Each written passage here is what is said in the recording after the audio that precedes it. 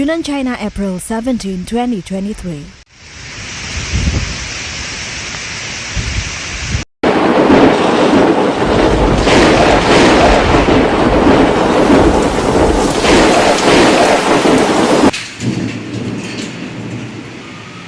Hailstorms the size of eggs battered several areas in southwest China on Monday night, leaving a trail of destruction.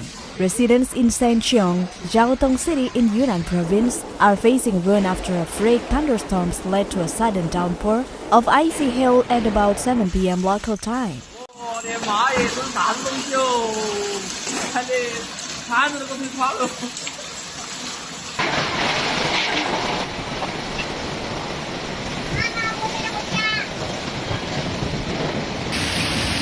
The huge ice pellets hammered the village, destroying homes, roofs, and windows. No casualties have been reported, according to Chinese media.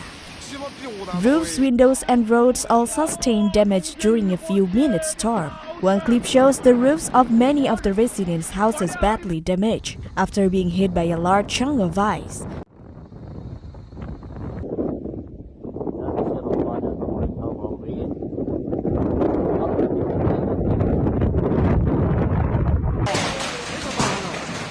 The local authorities are currently calculating the economic loss caused by the adverse weather, according to China News.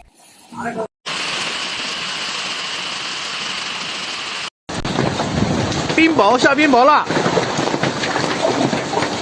好大。